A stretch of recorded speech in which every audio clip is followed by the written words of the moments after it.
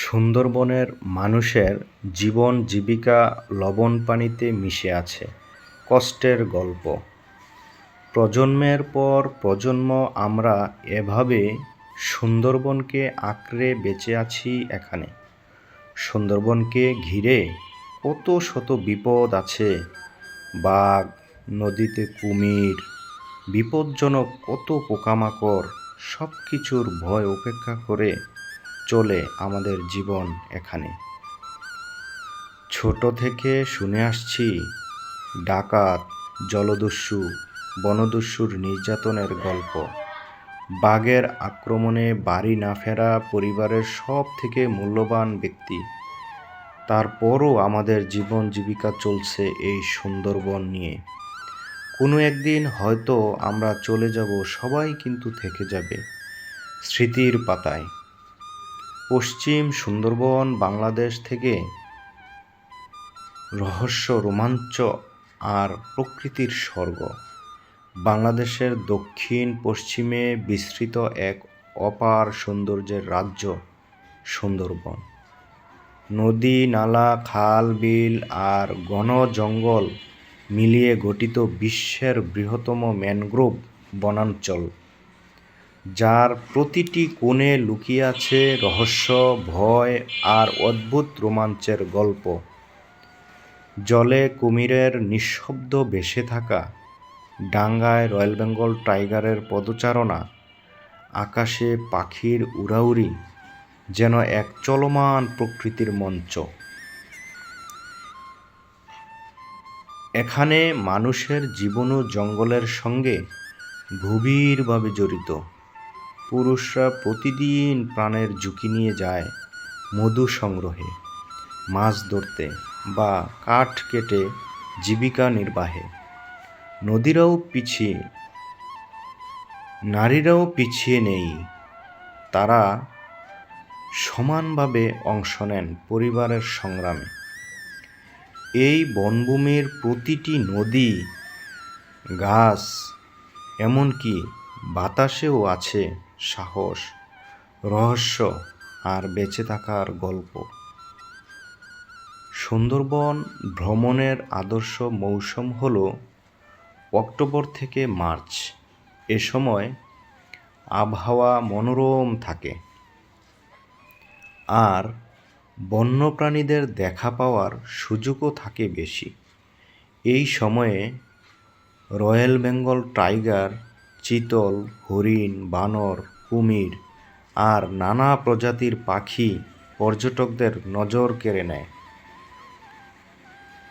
এই সময় সুন্দরবন ঘিরে যত খাল, নদী আছে সব মনোরম পরিবেশে শীতল থাকে, কোনো রকম উত্তাল থাকে না। ভোরবেলা যখন সূর্য ওঠে তখন বনের পাখি, পশু, যত বন্য প্রাণী আছে সকল প্রাণী একই সময়ে ডেকে ওঠেন। কোকিল সুরে তারা কোলাহল করেন। পাখির ডাক এত মধুর হয় তখন, খুবই ভালো লাগে। এই সুন্দরবন যখন ভোর থেকে একটু আলো ফুটে তখন পরিবেশটা একদম শান্ত থাকে। এই শান্ত পরিবেশে তখন দেখা যায় আশেপাশে যখন একটু বনের পাশ দিয়ে যেই রাস্তাগুলি থাকে, এই রাস্তা দিয়ে হেঁটে যাওয়ার সময় প্রায় চোখে পড়ে কুমিরগুলি গাছের আড়ালে পানি থেকে ওঠে আবার নামে। খুব কাছে থেকে দেখা যায়। এই সুন্দরবনের পাশে যত নদী আছে, এই নদী দিয়ে জেলেরা মাছ ধরতে যায়। আর এই মাছ ধরতে গেলে তখন সুন্দরবনের ভিতরে থাকা জলদস্যুরা, ডাকাত, তারা এই জেলেদের আটকে ফেলে, তাদের ধরে নিয়ে ভিতরে চলে যায়। আমরা যখন যাচ্ছিলাম সুন্দরবনের উদ্দেশ্যে, আমাদের গাড়িটি দুই পাশে ঘেরের মাঝখান দিয়ে যেই রাস্তাটি, এই রাস্তাটি দিয়ে গাড়ি সাই সাই করে যাচ্ছে। তখন আমরা গিয়ে যখন সুন্দরবনের ঠিক পাশেই আমরা নামলাম, ওখানে দেখি চতুর্দিকে মাছের ঘের। এই সাতক্ষীরা, শ্যামনগর এইসব এলাকাটিতে তাদের আয়ের উৎস হচ্ছে মাছ চাষ করা। চতুর্দিকে শুধু মাছের ঘের, যেদিকে তাকাবেন সেদিকেই মাছের ঘের।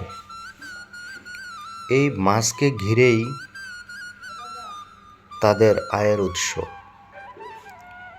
এই নদীর পাশে যত বাড়িঘর আছে, এই বাড়িঘরের মানুষ তারা খাওয়া দাওয়া, চলাফেরা সব কিছু এই মাছের ওপর। ভোর হলেই মাছ ধরতে যাবে, মাছ বিক্রি করবে, তারপর খাবার জুটবে। এই ব্রিজটি পার হলেই শ্যামনগরের এই যে বাড়িঘরগুলো দেখা যাচ্ছে, এই সবগুলোতেই যারা বসবাস করছে তারা হচ্ছে জেলে। তারা মাছ ধরে সুন্দরবনের পাশে আশপাশেই